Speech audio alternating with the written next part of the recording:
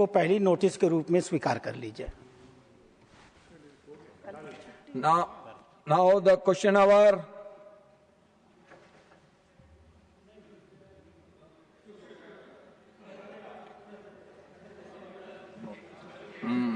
CV Shanmugam not present. CV Shanmugam not present. Question number 376, Shriman CV Shanmugam ji. Honorable Minister Kinjarapu Ram Mohan Naidu Garu. Sir, answer has been placed on the table of the House. The third supplementary, Dr. M. Tambidurai ji.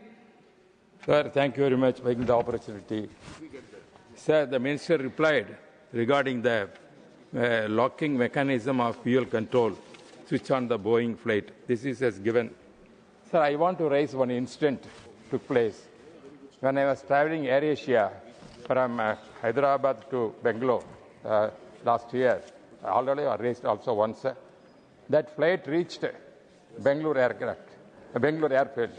Suddenly, the control of the Bangalore airport, they said they cannot travel because the heavy traffic is there.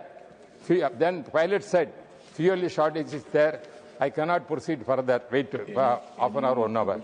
But they are directed to go to that aircraft to Chennai.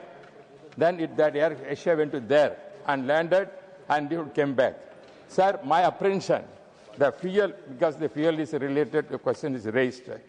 Because if at all, when there are 2 airfields in Bangalore airport, but they are not properly utilizing only one runway. One runway is they are using not 2 runways. Because of the even traffic, they can do it. Another thing, sir, regarding another question I want to, how to, they are going to solve this kind of problem. Whether the minister will, through you, I want to know, this kind of crisis comes at that time, they have to give priority to this kind of fuel shortages. Any aircraft must be allowed to land, one thing. Second thing, sir, regarding I want to know why these airfields, they are not utilizing when they are having 2 airfields. Even yesterday, sir, when I came to from Chennai to Delhi, this Indigo, it came and waited half an hour because the runways took a runway, and after landing also, it cannot come to the bay. That is the problem is going on.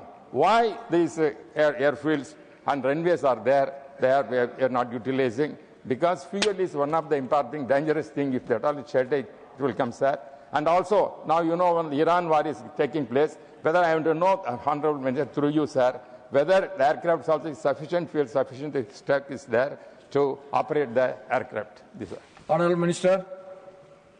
Sir, regarding the first question on the fuel landing, whenever there is an emergency or fuel shortage, sir, this is a very specific incident that Honorable Member has talked about. I don't have information. The reason being the question is about the fuel control switch and not about the fuel landings. But I can tell this much, sir, whenever there is an emergency landing or a preferred landing, based upon the safety of the landing, it is definitely given a priority at these airports also. But it is also important that whenever these roundabouts or diversions or safety procedures are supposed to be followed, then there is a strict protocol that needs to be advised upon. It is just not that in times of emergency they can take one decision. They have to comply with all the safety regulations also. Only then they decide that it can land here. It depends on the type of aircraft. It depends on the type of weather also that is there. It depends on multiple other things, because there might be other flights which are lined up in that airspace. So there has to be multiple things that need to be looked upon. And it is a standard procedure protocol that is always advised to be followed. And given the option of multiple runways in a single airport, sir, to operate both the runways at the same time, to parallelly land, then they have to be separated through a certain distance. Only then both can be parallelly operated, or they just take certain time to operate both the runways. And all of this happens according to a strict protocol by the ATCs which maintain the air traffic management. So definitely any other suggestion in this regard will be looked upon. And the second incident about the second part of the question about the West Asia crisis, then we have adequate supply of ATF in our country right now, and the regular process is that the production that happens for ATF, almost half of it is for domestic consumption, half is exported also. So we have supply for the next 60 days without any interruption, and we don't foresee any kind of problem in the ATF production for our country. Fourth supplementary, P. Wilson ji. Raghav Jadda ji. Sir thank you sir, आपने मुझे मौका दिया civil aviation मंत्री से सवाल पूछने का। Sir मेरा सवाल डिले इन फ्लाइट्स को लेकर है। सर हम लोग फ्लाइट से महंगा फ्लाइट टिकट खरीद कर भी इसलिए ट्रैवल करते हैं कि समय पर अपनी डेस्टिनेशन पर पहुंचे। जॉब इंटरव्यू होता है, बिजनेस मीटिंग होती है, किसी को अस्पताल में मिलने जाना होता है, लेकिन कई बार देखा जाता है that there is hours of delay, कई घंटे का डिले फ्लाइट में हो जाता है, जिसके चलते कई बड़े नुकसान यात्रियों के हो जाते हैं। मैं माननीय मंत्री जी से आपके माध्यम से पूछना चाहूंगा कि क्या कोई ऐसा प्रावधान हम ला रहे हैं या ला चुके हैं जिसके चलते अगर डिले होता है फ्लाइट में तो पैसेंजर को कॉम्पनसेशन दिया जाए। अप टू 1 आवर्स का डिले अंडरस्टैंडेबल है, लेकिन 1 घंटे से ज्यादा डिले, अगर 2 घंटे, 4 घंटे, 6 घंटे का डिले होता है तो कॉम्पनसेशन होना चाहिए। जैसे अगर आपका बैगेज 1 केजी भी अगर एक्सेस हो जाता है तो फ्लाइट आपसे कई हजार रुपए पर केजी एक्सेस बैगेज की वसूलती है। उसी तरह अगर फ्लाइट डिले होती है तो पैसेंजर को या तो मॉनेटरी कॉम्पनसेशन मिले या फुल फ्लाइट रिफंड का ऑप्शन मिले। ऐसा कोई प्रावधान क्या सरकार ला रही है? मैं मंत्री जी से पूछना चाहता हूं। Honorable Minister. Sir, the question raised by the honourable member relates to the passenger rights and the passenger services that are provided by the airlines and the airports. And this is all listed out in the passenger charter itself. Whenever there is a delay that is happening, then the first thing is that the passenger charter gets activated within 1 hour. Whatever he has the right to be done, that is being provided. 2 hours, 4 hours, and then complete cancellation. There is a process of refund also that is entitled to the passenger. And more importantly, there are services that he is being provided at the airport also. If there is a delay of more than 3 hours, then there has to be a meal that has to be provided to the passenger. So, and one important thing that we have to remember in terms of delays, there are some times when the airlines also don't have control on the operations. It can be bad weather, it can be related to fog, it can be any other safety related issue also on the aircraft that has been found out. So it is subject to all these conditions that you are able to fly safely. So when these kind of instances, even then, if there is a delay that is happening, there is a passenger charters circular that we have issued from the ministry, which has to be thoroughly followed by the airlines also, which entitles the passengers based on the time of the delay, what is being done. And we, from our side, we wanted to promote the charters because a lot of the passengers don't know what rights they are also entitled to. So from our side, we want to promote, create awareness that these are the rights that you have so that they can strongly follow up with the airlines or ask them right there itself that this is my right and this is what is needed. So we are proactively working in this region. Sir. Fifth supplementary, Srimati Rajini Ashok Rao Patil ji. Sir, I would like to ask Honorable Minister to you that how will government address concerns over air travel safety when over 70% of the Air India Group aircraft audited have been flagged of recurring safety? Or second supplementary, sir, why are technical snags and emergency diversions continuing to occur across major airlines despite repeated DGCA safety advisories, sir? Thank you. Honorable Minister. Sir, we are putting safety as the topmost priority in the country. And we are doing a very rigorous safety audit, safety checks. The compliances are thoroughly being done day in and day out. And when we find these kind of level 1 findings or level 2 findings, which are related to the safety of the operations, then it becomes an imperative that the DGCA acts upon them, DGCA takes care of them. So whenever these kind of incidents are being flagged, it is important that we find them also. It is not that everything will be proper because the airlines, it is subject to all these audits, all these checks. So when you do them, definitely you will have some incidents that you find. And whenever these things happen, there is a protocol according to which you do all the maintenance and all these things, sir. And I'd like to say that regarding the periodic audits that are carried out by DGCA, because we have increased the number of audits that we are doing. So the number was also increased, what we are trying to find, because the periodicity of checks we have increased based on the requirement of the industry. Now the aircrafts have also increased. And the second thing, sir, whenever we have these findings, then definitely the DGCA acts upon them and takes care of them, so that the repetitive snags which are there is generally a trend which is being observed in specific aircrafts. So those also we are doing multiple times, we are doing the audit so that we can take care of them. And I can assure that safety is the topmost priority for the ministry. That is why we are actively trying to do more and more audit checks also. Now, question number 377, Shriman Pradeep Kumar Verma ji. Honorable Minister. दिया गया है। Now, Shriman Pradeep Kumar Verma ji, first supplementary, please. प्रधानमंत्री जी के मार्गदर्शन में तैयार किए गए drinking water quality monitoring framework के अंतर्गत एक समग्र water quality management information system प्रणाली विकसित की गई है। मैं माननीय मंत्री महोदय से जानना चाहूंगा, क्या मेरे राज्य झारखंड में इस प्रणाली के माध्यम से जल गुणवत्ता प्रबंधन का रियल टाइम डेटा प्रभावी रूप से संकलित एवं मॉनिटर किया जा रहा है? माननीय अध्यक्ष जी, बहुत डिटेल में इसके बारे में सदस्यों को जवाब भी दिया गया है, मगर मैं आपको माध्यम से बताना चाहूँगा कि पूरे पिछले 3 वर्षों में जो 6,663 जल स्रोत है, उसके अंदर 15,55,590 सैंपल लिए गए और उसको चेक किए गए हैं। 2024-25 में भी 9,33,000 जल स्रोत से सैंपल लिए गए और 21,40,000 नमूनों को चेक किया गया है। 2025-26 में भी अभी तक 8,60,000 जल स्रोत से 21,22,000 सैंपल लिए गए हैं और अभी उसका भी बाकी का भी काम उसका चल रहा है। तो इस तरह से हर जगह से जल स्रोत से सैंपल लेकर वो पानी पीने लायक है या नहीं है उसका पूरा विवरण और लेते हैं। और करीब 2,874 प्रयोगशाला है, तो जो NABL है उसमें से 1,710 जो प्रयोगशाला है वो NABL है, जो मान्यता प्राप्त है। और वो जो मानक है हमारे भारतीय मानक ब्यूरो BIS 10500 के आधार पे उसको चेक किया जाता है।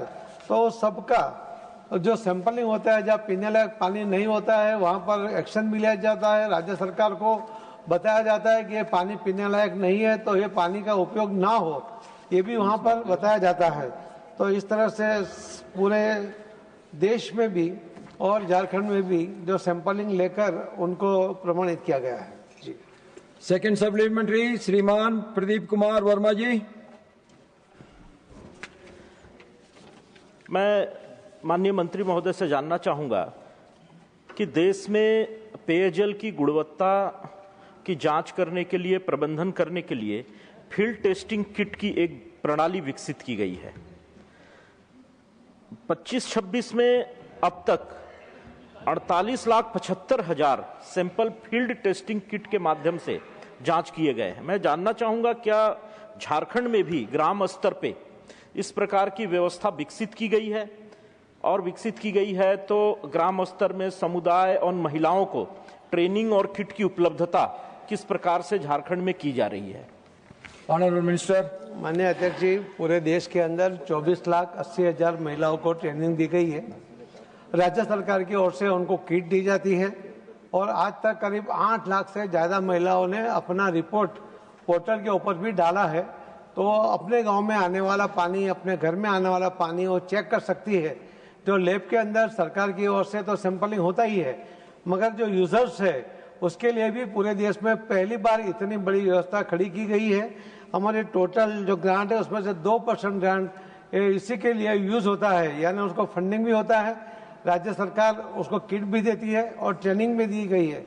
ये पहली बार पूरे देश में 24,80,000 महिलाओं को अपने घर में आने वाला पानी चेक करने की ट्रेनिंग और किट दी गई है। थर्ड सप्लीमेंट्री, श्रीमान निरंजन बिसी जी। श्रीमान निरंज डांगी जी। मैं आपके माध्यम से मंत्री महोदय से जानना चाहूंगा कि कई राज्यों के अंदर प्रयोगशालाओं की क्षमता जो है वो सीमित है और आर्सेनिक जैसे प्रमुख प्रदूषक जो हैं उसका परीक्षण करने की क्षमता भी इन प्रयोगशालाओं की नहीं है जहां प्रयोगशालाएं हैं। तो ऐसे में अगर हम राजस्थान की बात करते हैं तो राजस्थान में फ्लोराइड युक्त पानी लगभग सभी गांवों के अंदर है। उसे कम करने की कोई कार्रवाई सरकार द्वारा की जा रही है। जैसे इंदौर में भी विषाक्त और प्रदूषित पानी से कई मौतें हुई थी।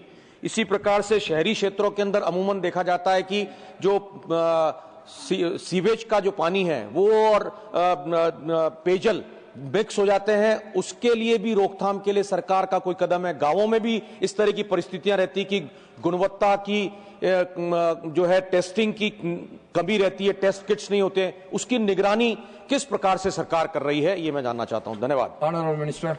माननीय अध्यक्ष जी, पूरे देश में आर्सेनिक और फ्लोराइड के जो जहां से निकलते हैं ऐसे करीब 14,020 ऐसे स्रोत है। उसको बंद नहीं किया जा सकता, मगर उसको सीलिंग किया जाता है। सीमेंट से उसको सील करके वो पानी जमीन में ना उतरे उसके लिए कोशिश की जाती है। हम राज्य सरकारों को उसका रिपोर्ट देते हैं कि वो उसको सील करे या उसका यूज नहीं करे। मगर जो 14,020 थे उसमें से अभी सिर्फ 305 ऐसी जगह है जहां पर फ्लोराइड वाटर मिलता है, आर्सेनिक वाटर मिलता है। और जल जीवन मिशन का जो फायदा हुआ है उसके कारण 14,020 में से ये 305 पर एक क्षमता आ गई, यानी कम हो गई है।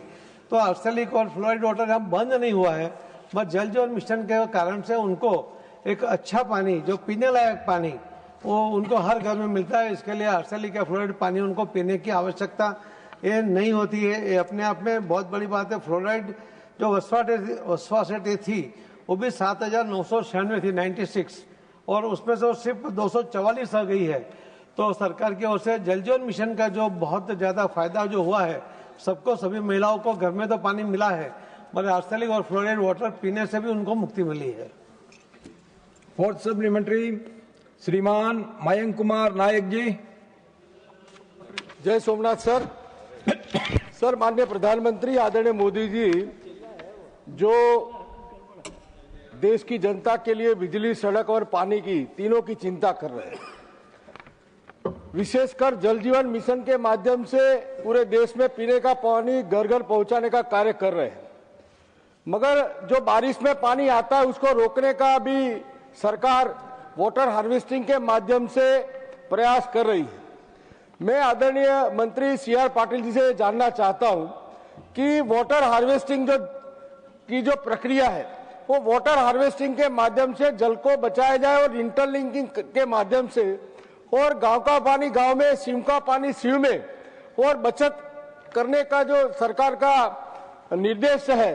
तो वाटर हार्वेस्टिंग के लिए सरकार क्या विशेष आयोजन कर रही है और इसके माध्यम से पूरे देश में ये वाटर हार्वेस्टिंग का एक आंदोलन चले, इसके लिए सरकार की कोई योजना है क्या? Thank you sir. Honourable minister. माननीय अध्यक्ष जी, 2024 में 6 सितंबर 2024 को माननीय प्रधानमंत्री श्री नरेंद्र मोदी साहब ने एक वर्चुअल मीटिंग में जल संचय, जन भागीदारी को जन आंदोलन में परिवर्तित करने के लिए एक आह्वान किया गया था। और उसी टाइम उन्होंने कहा था कि कर्मभूमि से मातृभूमि के लिए भी लोगों ने मदद करनी चाहिए। और इस आह्वान के कारण 6 सितंबर 2024 से अभी तक में करीब 50 लाख जितने स्ट्रक्चर बने हैं जो लोगों ने बनाए हैं। उसमें अभी तक एक भी रुपया सरकार की ओर से खर्च नहीं किया गया था। मगर इस बार मनरेगा में से भी माननीय प्रधानमंत्री मोदी साहब के निर्देश से माननीय एग्रीकल्चर मिनिस्टर श्री शिवराज सिंह जी ने जो मनरेगा का टोटल 88,000 करोड़ रुपया जो आवंटित किया है, उसमें से 65% पैसा ऐसा है कि जहां डार्क जोन है वहां पर जिला कलेक्टर इस जल संचय के लिए ही वो पैसा उसको रिजर्व रखा गया है। जहां सेमी डार्क जोन है वहां पर 40% पैसा रखा गया है, और जो जनरल जिले हैं वहां पर भी मनरेगा में से 30% पैसा जल संचय के लिए दिया गया है। तो उसका परिणाम अभी और ज़्यादा दिखेगा। हमारा टारगेट है कि 31 मई तक हम 1 लाख की ओर जाने की, 1 करोड़ की ओर जाने की कोशिश लोगों के सहयोग के साथ कर रहे हैं। सरकार ने भी जो पैसा दिया है और जीराम जी में भी उसमें से पैसा मिलने वाला है। तो एक अपने आप में एक बहुत बड़ा काम उससे मिला है। उसके कारण जल स्तर बढ़ा है, जल की क्वालिटी भी बहुत अच्छी हो गई है। तो ये जो जल जीवन मिशन में भी कई जगह पर जल है, नल है, जल नहीं है।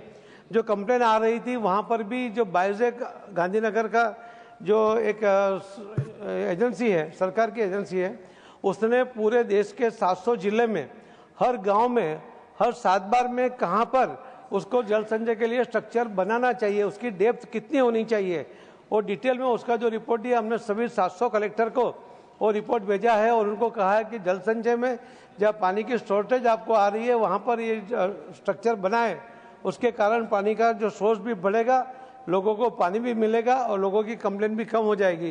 तो जल संचय को सभी लोगों ने, मैं तो सभी सांसदों को भी लोकसभा में भी रिक्वेस्ट किया था कि अपने फंड में से भी इसके अंदर जो काम होगा तो बहुत बड़ा पानी का संचय उसके होने के कारण पानी की समस्या कभी हमारे देश में नहीं आएगी। 5th सप्लीमेंट्री श्रीमती रंजीत रंजन जी।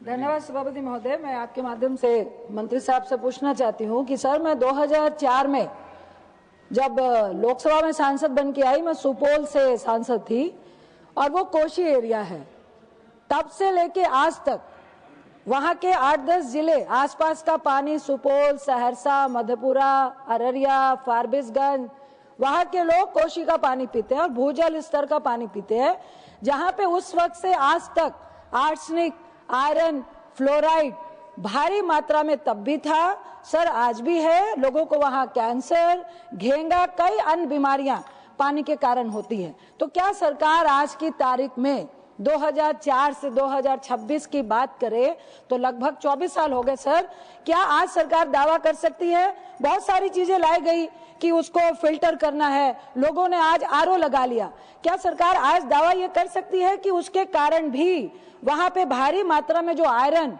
फ्लोराइड और आर्सेनिक है उससे लोगों को पीने के पानी में छुटकारा मिला? क्योंकि हमारी जानकारी में आज भी लोग आर्सेनिक और कैंसर से, फ्लोराइड और आयरन से पीड़ित हैं। बहुत बहुत धन्यवाद सर। Honourable minister. माननीय अध्यक्ष जी, जो सदस्य जिन्हें प्रश्न पूछा है उसका जवाब मैंने पहले भी दिया था कि पूरे देश में करीब 10,020 ऐसे स्ट्रक्चर है कि जहाँ पे आर्सेनिक या फ्लोराइड पानी मिलता है। उसको बंद नहीं किया जा सकता, मगर उसको कई जगह पर सील किया जा सकता है, जिसके कारण आर्सेनिक वाटर और कुएं में या बोर में नहीं उतरता। मगर हर जगह भी ये करना संभव नहीं होता है और इसी के कारण मैंने जब कहा कि आपको जो जल जीवन मिशन के कारण जो लोगों को पानी मिला है उसके कारण लोगों को आर्सेनिक या फ्लोराइड वाटर पीने की आवश्यकता नहीं पड़ती, उनके शरीर को कोई नुकसान नहीं होता। बिहार में भी जल जीवन मिशन में उन्होंने केंद्र सरकार की सहायता नहीं ली है, मगर वहाँ बहुत अच्छा काम भी हुआ है और उसके कारण लोगों को अच्छा पानी मिल भी रहा है।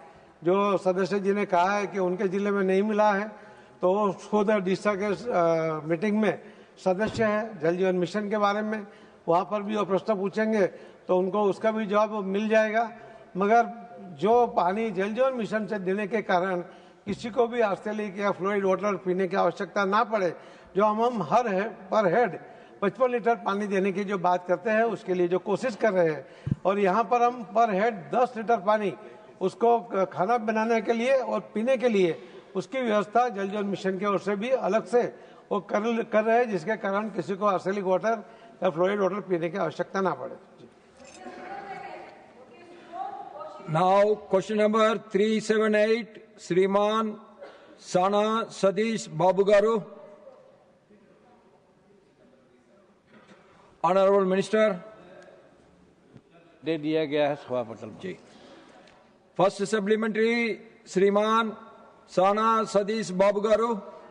Honorable Chairman, sir, while the ministry cluster program has significantly improved infrastructure, the global markets in 2026 now, the digital compliance from the small businesses. Therefore, I would ask to Honorable Minister through you whether the ministry will prioritize the Kakinada cluster under the team scheme to provide the local manufacturer with the digital tools, manufacture financial help need directly to the ONDC platform for the global exports. Honorable Minister. माननीय सभापति जी, जहाँ तक cluster का विस्तार और cluster से लोगों को लाभान्वित करने का संबंध है, वो डिटेल तो हम लोग दे दिया है, लेकिन जब माननीय सदस्य खास करके अपने जिला के बारे में बात कर रहे हैं तो उसके संबंध में मैं यही कहना चाहता हूँ कि इनके जिला में भी हम लोगों ने काफ़ी काम किया है और उसका डिटेल हमारे पास है, वो डिटेल इनको हम दे रहे हैं, उससे समझ जाएंगे। वो काकीनाडा में हम लोगों ने जो काम किया है उसका विवरण इस प्रकार से है कि ऐसे तो आंध्र प्रदेश में जो दिया गया है वो है, और फिर ये जो प्रदान की गई है इस सब चीज़ में तो हमारा काकीनाडा में 2749 लोगों को लाभान्वित किया गया है, और इसके चलते लोगों को लाभ मिल रहा है। और जहाँ तक डिजिटल के लिए सरकार कई कार्य कर रही है, उसमें OMDC में भी आप ऑब्टेनिंग हो रही है, इसको भी माननीय सदस्य देख सकते हैं। Second supplementary, Sriman Sana Sadish Babu Garu. Honorable Chairman, sir, the MSME CDP scheme is fully implemented, is expected. We generate 60,000 employment in state of Andhra Pradesh. In this context, I will ask to Honorable Minister, consider setting up the skill upgradation centers, learning facilities, and training infrastructure in both implementing the upcoming and existing thing for the young employment workforce training program. Thank you, sir. Honorable Minister. महोदय, हम जो ये scheme लागू करते हैं उसका दो पहलू है। एक समान सुविधा केंद्र जिसको CFC कहते हैं, जिसकी चर्चा माननीय सदस्य ने की, और दूसरा है इंफ्रास्ट्रक्चर विकास जिसको IED कहा जाता है। ये दोनों के माध्यम से हम लोग अपने इस सूक्ष्म लघु और मध्य उद्यम क्लस्टर का विकास का कार्यक्रम करते हैं। राष्ट्रीय परिदृश्य को अगर देखा जाए तो कुल 606 परियोजनाओं की मंजूरी हम लोगों ने दी है, जिसमें 242 CFC है और 364 इंफ्रास्ट्रक्चर का विकास का दिया गया है। और जहां तक आंध्र प्रदेश की बात है, उसमें अनुमोदित कुल परियोजनाओं की संख्या 47 है, जिसमें CFC जिसको कहा जाता है कि समान सुविधा केंद्र, तो उसमें हम लोगों ने 11 किया है, और ID परियोजना जिसको इंफ्रास्ट्रक्चर की बात कही जाती है 36 है, इसको हम लोगों ने अनुमोदित किया है। और पूर्ण हुई है इसमें जो कार्यशील है वो है CFC में 5 और IDF में है 12, और इससे जो रोजगार सृजित हुए हैं 8,300 हुए हैं CFC में, और फिर इंफ्रास्ट्रक्चर में हुए हैं 57,793।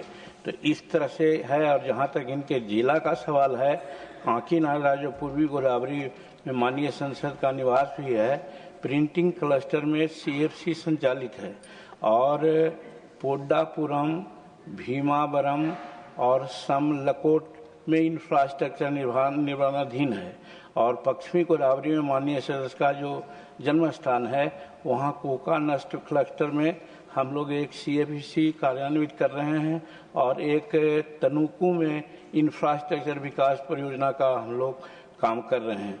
तो इस तरह से राज्य में भी और इनके संसदीय क्षेत्र में भी क्लस्टर डेवलपमेंट के संबंध में, जिससे सब लोगों को सुविधा मिले, नियोजन मिले, और उनको हर तरह से किसी प्रकार से पलायन न करना पड़े, इसकी व्यवस्था हम लोग कर रहे हैं महोदय। Third supplementary, Srimati Rajati. Professor Manoj Kumar Jha जी। माननीय सभापति महोदय, आपका बहुत बहुत शुक्रिया। मैं माननीय मंत्री जी से आपके माध्यम से एक सवाल रखना चाहता हूं, क्योंकि बिहार जैसे राज्य में MSME में जितनी संभावना, सफलता की संभावना, उससे अपेक्षित परिणाम अब तक हमने नहीं देखे हैं। मेरा माननीय मंत्री जी से आग्रह है, उनसे विनती है कि बिहार के संदर्भ में एरिया कौन कौन से आइडेंटिफाइड हुए हैं, क्लस्टर कौन कौन से आइडेंटिफाई हुए हैं, अगर उस संदर्भ में हमें एक संतोषजनक उत्तर मिले तो बेहद खुशी होगी। Honourable minister.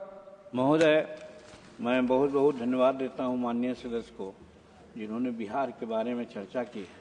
वैसे बिहार के संबंध में क्वेश्चन नहीं पूछा गया है, इसलिए कोई विशेष डाटा उस संबंध में नहीं दे सकता हूं, लेकिन चूंकि मैं बिहार का ही हूं और एमएसएमई को देख रहा हूं, मान्यवर आपको सूचना देना चाहते हैं इस सदन को भी कि जो एमएसएमई का जहां तक सवाल है, हम लोगों ने 8000 इकाइयों को हम लोगों ने चलायमान किया है और उसके तहत 33 करोड़ लोगों को किसी न किसी रूप में डायरेक्ट और इनडायरेक्ट हम लोग उसको सुविधा दे रहे हैं।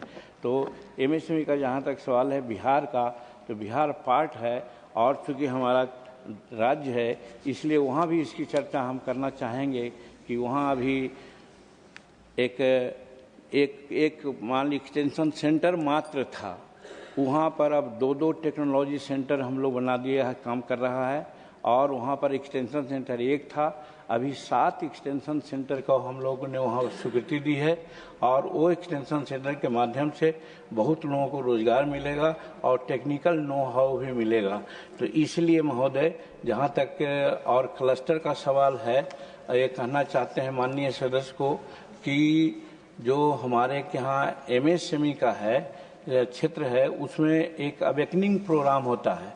पहले अवेकनिंग प्रोग्राम नहीं हो रहा था, अब हम लोगों ने हर जिला में इवन हर प्रखंड में अभी हाल में पर्वत पुरुष दशरथ मांझी का गांव गहलौर में एक गांव में खुद हम जाकर के ट्रेनिंग दिया है, अवेकनेस दिया है कि किस प्रकार से हमारे यहाँ जो 2 पोर्टल है, उद्यम पोर्टल है, उद्यम असिस्ट पोर्टल है, उसमें कैसे आप रजिस्ट्रेशन कराइएगा, कैसे आप उसमें एप्लीकेशन दे सकिएगा और जहाँ तक लोन देने की बात है महोदय, हमारे एमएसएमई के माध्यम से हम लोग मार्जिन जो मनी लगती है वो एग्जम्प्ट कर देते हैं 1 लाख तक के और उसके बाद फिर 4% मात्र शुल्क पर हम उनको देते हैं और फिर बहुत तरह की बात होती है तो उसमें भी हम उनको सुविधा देते हैं। तो इसलिए हम जो अपने यहाँ काम कर रहे हैं उसमें 2 प्रकार की बात होती है, जो क्लस्टर से संबंधित है और माननीय सदस्य जब कि बिहार के बारे में पूछे हैं वो आंध्र प्रदेश का मामला था।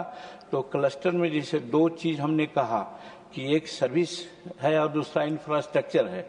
तो सर्विस सेक्टर में बिहार से वो सरकार है, संबंधित सरकार है, वो भारत सरकार के यहाँ प्रस्ताव देती है और उसके आधार पर हम काम करते हैं। और जहाँ इंफ्रास्ट्रक्चर का मामला होता है वहाँ पर स्टेट गवर्नमेंट भेजती है प्रस्ताव, उसको हम लोग देखते हैं। तो इस प्रकार से हम कहना चाहेंगे कि हमारे यहाँ चाहे हाजीपुर हो या अन्य जगहों की बात हो, हम लोग एमएसएमई के माध्यम से बिहार में आगे बढ़ाने की बात कर रहे हैं। एक चीज जरूर मैं कहना चाहता हूं, एक कोई अन्यथा नहीं होगी कि हमारे आने के पहले जो एमएसएमई का कार्य क्षेत्र था लिमिट था। बिहार पूर्वोदय जो प्रधानमंत्री जी का लक्ष्य है कि पूर्वोदय का विकास करें और नॉर्थ ईस्ट का विकास करें, इन सब जगहों में थोड़ी इसकी कमी थी। उस चीज को समझते हुए प्रधानमंत्री के इच्छा को देखते हुए हम इसको आगे बढ़ा रहे हैं और हम आश्वस्त करना चाहते हैं माननीय सदस्य को कि एमएसएमई का जहाँ तक सवाल है, चाहे उसके जितने भी हमारे कई क्षेत्र से हम लोग काम करते हैं, 7-8 जगहों से काम करते हैं, जैसे पीएमजीपी भी है, जैसे सब्सिडी योजना भी है, प्रधानमंत्री विश्वकर्मा योजना है, ये सारे में हमारा बिहार पीछे नहीं रहेगा, ये हम आश्वस्त करना चाहते हैं। नाउ 4th सप्लीमेंट्री श्रीमान महेंद्र भट्ट जी। माननीय सभापति महोदय, मैं मंत्री जी से जानना चाहूंगा कि एमएसएमई के क्षेत्र को दिए गए ऋण में पिछले वर्षों में कितनी वृद्धि हुई है। प्रधानमंत्री मुद्रा योजना के तहत एमएसएमई को दिए गए ऋण में सर्वाधिक ऋण देने वाला राज्य कौन सा है। क्या एनपीए की समस्या एमएसएमई सेंटर में बढ़ रही है, इसके समाधान हेतु क्या कदम उठाए गए हैं। ऑनरेबल मिनिस्टर महोदय, ये प्रश्न से संबंध अभी नहीं रखता है, लेकिन इनकी जिज्ञासा बहुत जायज है कि हम कितने को लाभान्वित किया है, कितना रकम गया है, कितने को ये है, इनको हम अलग से सूचना दे देंगे। 5th सप्लीमेंट्री श्रीमान सुभाषिष कुंदिया जी।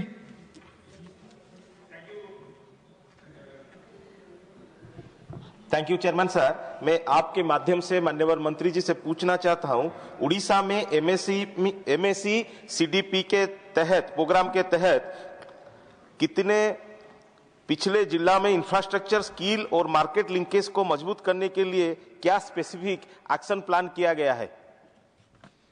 ऑनरेबल मिनिस्टर महोदय, ये जो प्रश्न आ रहे हैं हमारे सामने, जो अभी प्रश्न पूछा गया है उससे अलग है। प्रश्न बहुत अच्छा है, इसको मैं कहना चाहता हूं और इसलिए माननीय सदस्य को कहना चाहता हूं कि हमारा जो एमएसएमई विभाग है, सूक्ष्म लघु और मध्यम उद्यम, उसमें हम लोग अनेक स्कीमों के माध्यम से काम कर रहे हैं। अब ऐसे उड़ीसा के बारे में उन्होंने पार्टिकुलर कहा है, तो जो स्कीम से हम लोग काम कर रहे हैं उन स्कीम की चर्चा आपके सामने हम करके बताना चाहते हैं कि जैसे सूक्ष्म लघु और उद्यम में क्लस्टर विकास योजना काम करते हैं, जिसको एमएसएई और सीडीपी योजना कहते हैं। फिर उसके बाद हमारे यहाँ प्रधानमंत्री रोजगार योजना कार्यक्रम है, जिसको पीएमईजीपी कहा जाता है। उसी तरह से और हमारे यहाँ जो योजना चल रही है उसमें अब डिटेल कहेंगे तो पीएमईजीपी में बहुत सा कार्यक्रम है, और उस चीज़ की बात कहेंगे तो हम भिजवा देंगे। उसी तरह से और जो हमारा क्षेत्र है, इसमें हम लोग सूक्ष्म लघु और उद्यमियों के लिए क्रेडिट गारंटी योजना भी देते हैं। हमारे यहाँ जब क्रेडिट देते हैं हम लोग, तो बहुत जगह दिक्कत होती है बैंकों से, यह है तो बैंकों से हम लोग क्रेडिट गारंटी देते हैं कि वो चिंता न करे, अगर जरूरत पड़ेगी तो हम सरकार उसको हम पूरा करेंगे, इसलिए बैंक लोन देने में कोई दिक्कत नहीं करती है। उसी प्रकार से हमारे यहाँ आकस्मिक क्रेडिट लाइन गारंटी स्कीम है। ये योजना ऐसी है जैसे 2020 के अंदर जो हमारे यहाँ कोरोना आया था, उसमें स्पेशल चर्चाएं हुई थी, काम करने का था, उसमें भी हम लोग किया है, काफ़ी काम है, डिटेल भी है। और उसके बाद पीएम विश्वकर्मा योजना की बात आपको हमने कहा ही, उसके बारे में भी आप जानते हैं कि 30 लाख लोगों को 2028 में 17 सितंबर तक लोगों को टूल किट्स देना है। एज अगेंस्ट हम लोग 13 लाख लोगों को दे चुके हैं बुजुर्ग, उसमें उड़ीसा भी है। और उसी प्रकार से हमारा जो यशस्विनी योजना है महिलाओं के लिए, ट्रांसजेंडर के लिए, उनके लिए भी हम प्रयास कर रहे हैं, और उनके लिए भी मेरा स्कीम है, और उसमें उड़ीसा भी शामिल है महोदय। तो इस तरह से हम लोग करते हैं। और जहाँ तक उड़ीसा का विशेष रूप की बात करते हैं पीएमईजीपी और सीडीपी में, तो उड़ीसा में लगभग जो निर्माणाधीन स्कीम है वो 4 है, और पूर्ण की गई है वो 3 है, और अनुमोदित है 7 है, और फिर निर्माणाधीन 6 है, और आईडी में पूर्ण की गई योजना 3 है, और अनुमोदित परियोजना जो कह रहे हैं उसमें 9 है, और उसको सब मिला करके अगर जोड़ते हैं तो 16 योजनाओं पर भी वहाँ उड़ीसा में हम काम कर रहे हैं महोदय। इसलिए देश के कोई भी कोना हो, हमारा सूक्ष्म लघु और मध्यम उद्यम से वंचित नहीं होगा, सबको हम लोग लाभ करेंगे। इसलिए कि यहाँ पर छोटे इंटरप्रेन्योरशिप को हम लोग डेवलप करते हैं।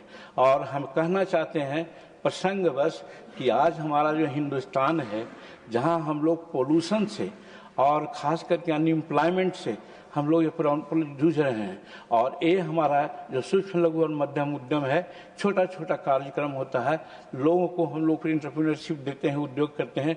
इसमें बहुत तो एनर्जी और फ्यूल की जरूरत नहीं होती है, मानवीय जो ताकत है, एनर्जी है, उसी से काम लेते हैं। और यही कारण था हुजूर, मैं कह सकता हूँ प्रसंगवश, कि जब हमारा भारत एक समय कहा जाता था कि ये सोने की चिड़िया है, उस समय बड़े बड़े उद्योग नहीं हुआ करते थे हुजूर, और उस समय फॉरेस्ट है, पशुपालन है, ये सब डेवलप करते थे। गांव घर में एक दूसरे का जो बार्टर सिस्टम से अपने सामानों का आदान प्रदान करते थे, जिससे आपस में कोऑर्डिनेशन भी बना रहता था और किसी प्रकार की कोई दिक्कत नहीं होती थी। तो इसीलिए हम देश के सभी राज्यों में वही इंटरप्रेन्योरशिप लाना चाहते हैं, वही काम करना चाहते हैं, जिसके चलते हमारा हिंदुस्तान जगत गुरु कहलाता था और सोने का चिड़िया कहलाता था, पॉल्यूशन रहित और सब लोगों को रोजगार देने का जो कार्यक्रम किया जाता था, उसी के स्वरूप प्रधानमंत्री नरेंद्र मोदी जी ने इस ओर में देखा है। पीएम हमारे प्राइम मिनिस्टर विश्वकर्मा योजना को देखा होगा हुजूर। मैं तो कहना चाहता हूँ, आज तक मैं 46 वर्ष से राजनीति कर रहा हूँ, और उप मंत्री रहा, मंत्री रहा, मुख्यमंत्री रहा, और यहाँ भी आया, लेकिन कोई प्राइम मिनिस्टर आज तक ध्यान नहीं दिया था कि सड़कों पर जूता सीने वाला लोग है उसको कुछ करें। किसी ने ध्यान नहीं दिया था कि सड़क पर जो हेयर कटिंग कर रहा है उसके बारे में हम क्वाइन ध्यान दें, लेकिन हमारे नरेंद्र मोदी जी ने पीएम विश्वकर्मा की योजना उसके तहत उनको 15,000 का टूल किट दे देते हैं, फिर कुछ काम कर लेते हैं तो 1 लाख रुपया बिना बैंक गारंटी के देते हैं, फिर अगर आकर करते हैं तो 2 लाख रुपया तक आगे बढ़ा देते हैं। तो कहने का मेरा मतलब है कि हर तरह से हिंदुस्तान के लोगों को, जो हमारे बच्चे समूचे भारत हिंदुस्तान संसार में सबसे ज़्यादा युवा शक्ति रखने वाला है और उसका एम्प्लॉयमेंट बहुत ज़रूरी है। इस बात को हमारे माननीय प्रधानमंत्री नरेंद्र मोदी ने देखा है और इसी के लिए विभिन्न योजनाओं का कार्यक्रम और सूक्ष्म लघु उद्यम उद्योग को अलग किया है और एक जवाबदेही दी है। उस जवाबदेही को भली भांति निर्वहन करते हुए हम आश्वस्त करना चाहते हैं माननीय सदस्यों को कि चिंता नहीं करें, सूक्ष्म लघु और मध्यम उद्योग से सारा काम होगा, प्रदूषण मुक्त करेंगे और लोगों की बेरोजगारी दूर करेंगे। बहुत धन्यवाद sir. Now question number 379, Dr. K. Lakshman ji. Question number 379, sir. Honorable Minister. अध्यक्ष जी, उत्तर पटल पे रख दिया गया है। The first supplementary, Dr. K. Lakshman ji. Honorable Chairman, sir, the government led by Honorable Prime Minister Sri Narendra Modi ji, this Pradhan Mantri Krishi Sinchai Yojana has taken a strong initiative to improve irrigation access across the country with the vision of Har Khet Ko Pani. Over the years, significant central assistance has been provided for the completion of long pending projects, particularly irrigation, and for promoting micro irrigation, which has helped states like Telangana also. But unfortunately, as per the reply given by the Honorable Minister, no eligible proposal for central assistance received from Telangana state during the last 3 years. My question, sir, in this context, may I ask the Honorable Minister whether the government has examined the findings of CAG Performance Audit Report number 1 of 2024, the term Kaleshwaram lift irrigation project economically unviable and projected a possible cost of about rupees 1.47 lakh crore, nearly 80% higher than the original estimate, and what action has been taken on these findings, and what is the present state of this Kaleshwaram project, sir? Honorable Minister. माननीय अध्यक्ष जी, जो PMKSY की जो योजना है उसके अंदर माननीय प्रधानमंत्री मोदी साहब ने करीब 99 योजना उनके निर्देश के अनुसार जो PMKSY में सम्मिलित की गई थी उसमें से 71 योजना ऐसी है कि जो बहुत सालों से निलंबित थी। पहले 50% से ज़्यादा काम हुआ हो और निलंबित हो उसको हमने पहले उसके अंदर समाविष्ट किया गया था और बाद में 50% से अगर कम भी काम हुआ हो और फिर भी वो निलंबित है तो उसको भी इसके अंदर समाविष्ट करके काम किया गया है। जो तेलंगाना की जो आपने बात किया वहाँ पर भी हमने करीब 1981 करोड़ रुपया अभी तक उसको आवंटित किया गया था, उसमें से उन्होंने 981 करोड़ रुपया वो उन्होंने लिया है और उसका काम किया गया है। जो मेंबर का पूछना है कि पिछले 3 सालों में कोई उनकी योजना को हमने सम्मिलित नहीं की, मगर उन्होंने अभी तक 3 साल में कोई दरखास्त तेलंगाना के सरकार की ओर से नहीं आई है। उनको करीब 873 करोड़ रुपया उसको दिया गया है और पिछले 3 सालों में 194 करोड़ रुपया भी उनको काम के लिए दिया गया है, मगर नई योजना उसके अंदर आई नहीं है, इसके लिए समाविष्ट नहीं किया है। Second supplementary, Dr. K. Lakshman ji. Sir, whether the government please be brief and sharp. Yes, sir. Whether the government is also integrating water conservation, groundwater management, and sustainable usage practices alongside these large irrigation projects, so that the benefits remain viable in the long term and contribute to drought proofing in a holistic manner. Sir, the member asked the CAG question. The minister did not even answer that question. Honorable Minister. He asked a question on CAG. Honorable Minister. He asked a question on CAG. नहीं, CAG report क्या CAG report state की ओर जाता है, state के लिए उसको पूर्तता करना उनकी जवाबदारी होती है। हमारे पास वो स्टेट का CAG रिपोर्ट नहीं आया है और जो बाकी जो उन्होंने पूछा था पिछले 3 सालों में, जयराम जी आप स्टेट से पूछिए, वो वहाँ से बताएंगे। जो स्टेट है उसने जल जीवन मिशन में भी You please reply to the CAG ने जो रिपोर्ट किया होगा वो तेलंगाना स्टेट का किया है, उसको दिया होगा। और हमने जो आपको बताया है कि तेलंगाना ने जल जीवन मिशन में भी हमारे से कोई पैसा नहीं लिया गया है, इसके लिए उसका भी कोई उसकी भी कोई माहिती हमारे पास इंफॉर्मेशन नहीं है। जो उन्होंने पूछा था कि 3 साल में क्यों कोई योजना नहीं ली गई, तो उसीलिए उनको जवाब दिया गया कि कोई योजना उनके ओर से हमारे पास आई नहीं है। फिर भी हमने पिछले सालों में उसको 873 करोड़ रुपया आवंटित किया है। उसमें से पिछले 3 सालों में 194 करोड़ रुपया वो काम के लिए उसको आवंटित किया है। इसका पूरा डिटेल उसको जवाब पहले भी लिख के दिया है, अभी भी आपको बताया गया। Third supplementary GC Chandrashekhar ji. श्रीमान KR सुरेश रेड्डी गारू।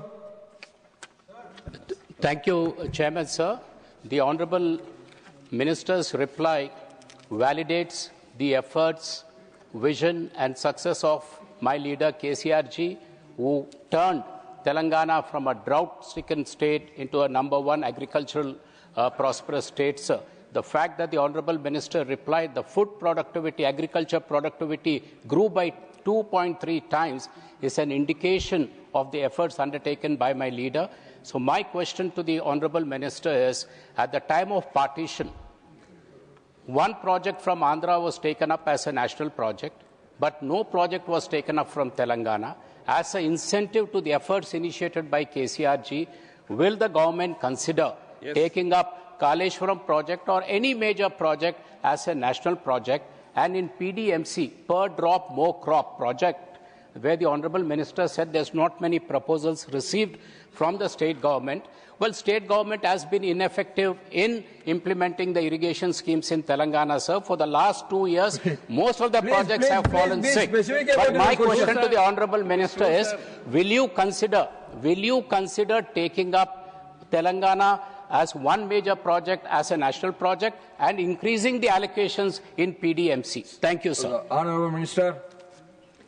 माननीय अध्यक्ष जी, ये जो उन्होंने प्रश्न जो है वो ये ड्रिंकिंग वाटर का है और उन्होंने इरिगेशन का पूछा है, जो हमारा मंत्रालय का नहीं है। मगर फिर भी कालेश्वरम के बारे में भी जो उन्होंने उल्लेख किया है हमारे मंत्रालय में, उसके बारे में जब कालेश्वरम के 30,000 करोड़ रुपया खर्च होने के बाद अप्रेजल के लिए हमारे मंत्रालय में जो आया था प्रोजेक्ट, वो हमने देखा था और उसके बाद भी स्टेट ने हमारे पास से कोई पैसा नहीं लिया है। हमने से उसको टेक्निकल जो अप्रेजल करना था वो उतना करके दिया था, मगर बाद में जो उसकी पोजीशन हुई है कालेश्वरम में, वो पूरा देश जानता है, करीब 1 लाख करोड़ से ज़्यादा पैसा स्टेट की ओर से लगाया गया था, मगर वो सब पानी में बह गया है और उसकी इंक्वायरी भी चल रही है हमारे मंत्रालय की ओर से भी। बोलो।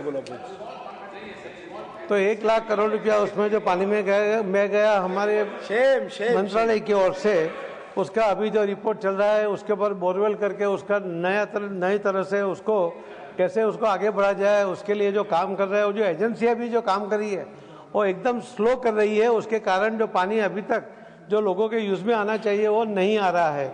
जो तेलंगाना के बारे में उन्होंने कहा कि अच्छा काम किया है, तो उन्होंने मैं ये कहा कि जल जीवन मिशन में उन्होंने हमारे से कोई पैसा नहीं लिया, इसके लिए उन्होंने कैसा काम किया उसका रिपोर्ट भी हमारे पास नहीं है। अच्छा है ऐसा मैं नहीं कहता, मगर मैं जरूर इतना कहूँगा कि जल संचय जन भागीदारी का जो कार्यक्रम हुआ, जो योजना चली, उसके अंदर तेलंगाना ने सबसे अच्छा काम किया, उसको सबसे अच्छा देश में सबसे अच्छा काम करने के लिए अवार्ड भी दिया गया। तो जो अच्छा होता है उसके लिए हम उसको सम्मानित भी करते हैं, उसको अवार्ड भी देते हैं। 2 करोड़ रुपए का इनाम भी उनको दिया गया था। बाकी जो जल जीवन मिशन में उसके बारे में मैंने कोई कमेंट नहीं किया।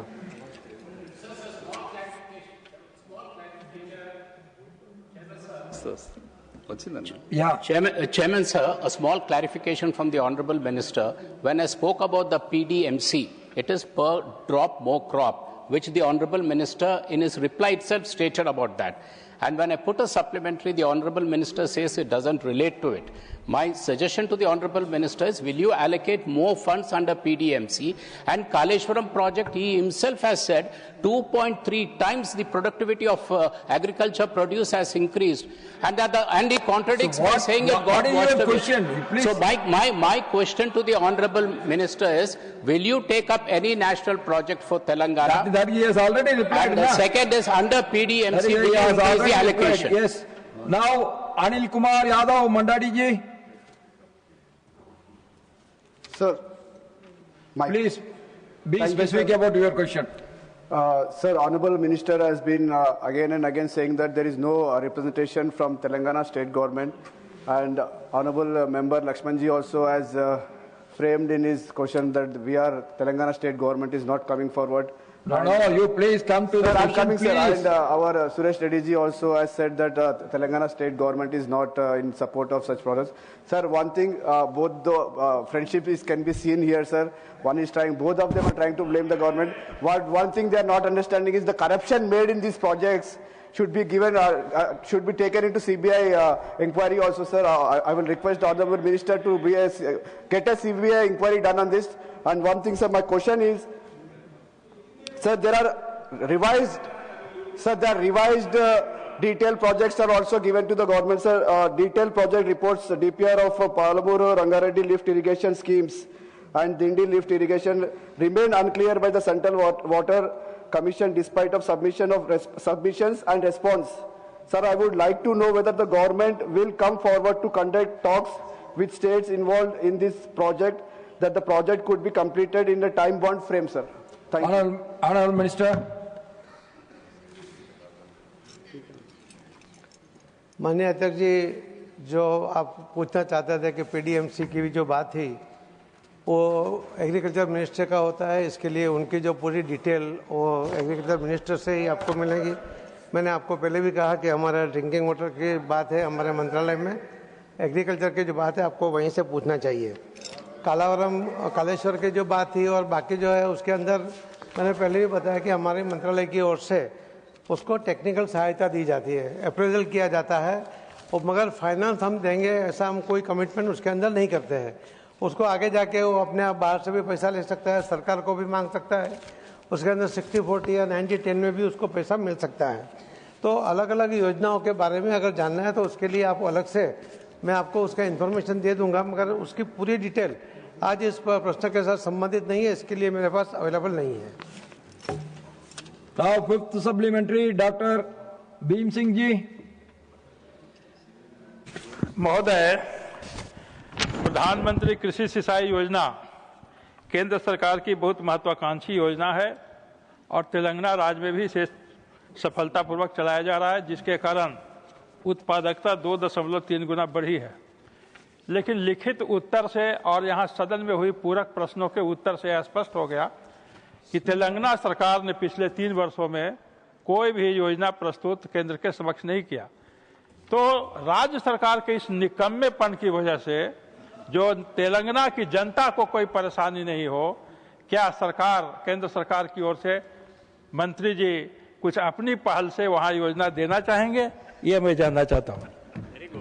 माननीय अध्यक्ष जी, जो राज्य सरकार की ओर से जब यह डिमांड आती है और डीपीआर बनाते हैं उसके बाद ही हम उसके ऊपर सोच सकते हैं। हम अपनी ओर से ऐसी कोई योजना अलग अलग राज्यों में नहीं करते, क्योंकि राज्य में वो राज्य का अधिकार है, उसको योजना चाहिए नहीं चाहिए वो तय करते हैं। अगर उसके नहीं, अभी जो 3 साल की बात की थी उसके अंदर स्पष्ट रूप से कहा गया कि उनसे कोई भी योजना हमारे पास उनकी डिमांड नहीं आई है, उसके लिए सम्मिलित नहीं किया है। आगे जो योजना आई थी उसके अंदर उनको करीब 981 करोड़ रुपया वो आवंटित भी किया गया है, उसका भी डिटेल पहले भी मैं बता चुका हूँ। नाउ क्वेश्चन नंबर 380, श्रीमती Sulada Dev. The third supplementary, doctor Anil Bonde ji. धन्यवाद सभापति महोदय। सभापति महोदय, माननीय प्रधानमंत्री नरेंद्र जी मोदी, इनके द्वारा इंटर्नशिप प्रोग्राम के द्वारा बच्चों को रोजगार प्राप्त होता है। अब ये नागरिक उड्डयन मंत्रालय के अंतर्गत कितने युवाओं को इंटर्नशिप प्रोग्राम के माध्यम से ग्राउंड लेवल का और उड्डयन के क्षेत्र में कितने युवाओं को इंटर्नशिप का लाभ प्राप्त हुआ, उनके जीवन में उसके द्वारा क्या परिवर्तन आया और कितने लोगों को नियमित सेवा में सम्मिलित किया गया, यह मैं मंत्री जी से जानना चाहता हूं। उसी वक्त विभिन्न एयरलाइन, विभिन्न एयरपोर्ट के इसमें कितने एयरपोर्ट और एयरलाइन सम्मिलित हुए, यह भी मैं जानना चाहता हूं। Honourable minister. Sir, regarding the apprenticeship program, sir, the NSDC National Skill Development Corporation has been running 2 centers specially for aviation skilling, and which is the Aviation Multi-Skill Development Center in Chandigarh and Aviation Skill Development Center in Mumbai, which is in accordance with the airlines, in accordance with the airports and all the skilling that happens within the aviation sector. And overall, the target trainees have been 1481, out of which 1452 have been trained. And in the Mumbai one, 720 trainees are the target, out of which 511 have been trained. And this is in coordination with all the airlines and airports. So as the training goes according to their skilling level and their courses, they are being recruited. Sir. Fourth supplementary, Shriman Sunilal Garasia ji. माननीय अध्यक्ष महोदय, मैं आपके माध्यम से मंत्री जी से पूछना चाह रहा हूं, राजस्थान उदयपुर में वहां इंटरनेशनल जो एयरपोर्ट लगभग बनने जा रहा है, उसको कब तक उद्घाटन करेंगे और वहां इंटरनेशनल फ्लाइट्स कब शुरू करेंगे? धन्यवाद। Honourable minister. सर, उदयपुर में अभी नया टर्मिनल बिल्डिंग की कंस्ट्रक्शन चल रही है और उसका बहुत ही जल्द वो भी खत्म होगा। इसी साल में उसका उद्घाटन भी हम करेंगे। और इंटरनेशनल सर्विसेज के लिए हमें एयरलाइंस की जरूरत होती है। एयरलाइन से हम बातचीत कर रहे हैं ताकि इंटरनेशनल सर्विसेज की भी वहां पे शुरुआत हो। फिफ्थ सप्लीमेंट्री, डॉक्टर अजीत कोपचड़े जी। सभापति महोदय, धन्यवाद सभापति महोदय।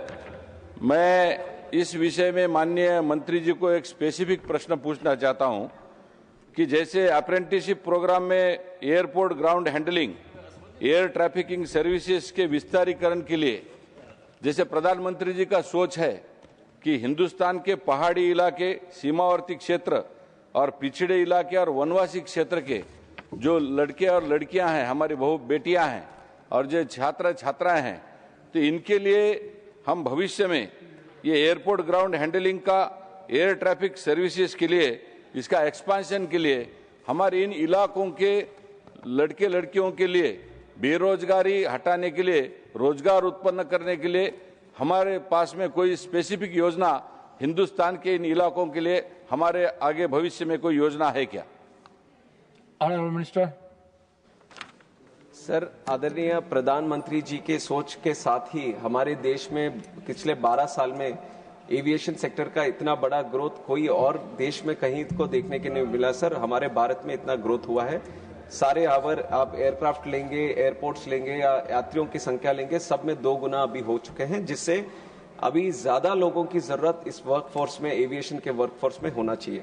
और इसी के तहत हमने सारे जितने भी ये स्किलिंग है या एविएशन के तरह के कोर्सेस हैं, पायलट से लेकर सबको हम सपोर्ट करके नंबर को बढ़ाने के लिए पिछले 4-5 साल से इसका लगातार एक कोशिश चल रही है। सर, ATCOs, जहां पे ATCs का जो जहां उनका लाइसेंस मिलता है वो 8 DGC अप्रूव्ड ATCOs हैं हमारे देश में।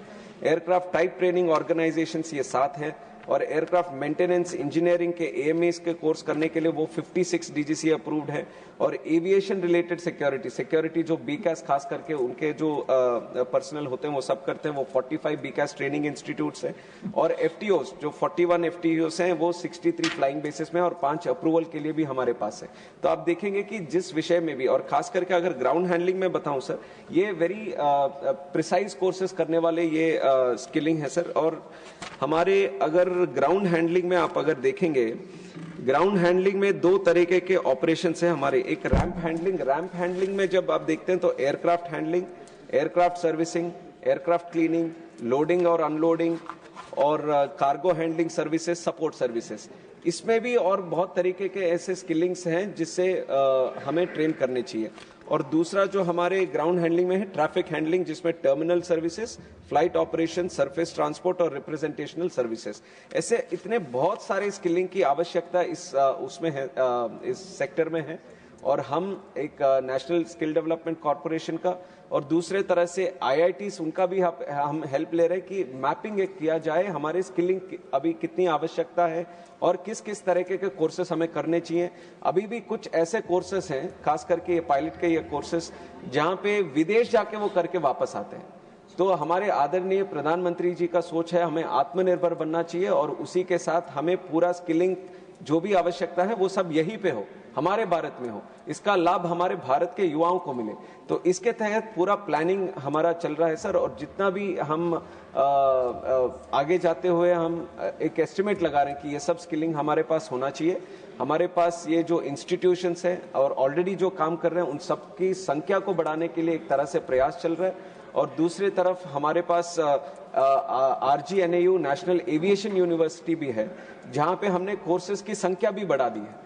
तो एक एविएशन का कोर्स कर रहे हैं तो उसके साथ डिप्लोमा करें, उसके साथ इंजीनियरिंग करें, उसके साथ कहीं और ट्रेनिंग के कोर्सेज करें। इस तरह की व्यवस्था भी हमने अपने एविएशन यूनिवर्सिटी में भी जो भारत सरकार की है उसमें भी हमने लागू किया है, ताकि पूरी होलिस्टिक तरीके से ये स्किलिंग का, एविएशन के संबंध में स्किलिंग का हमारे भारत में हो।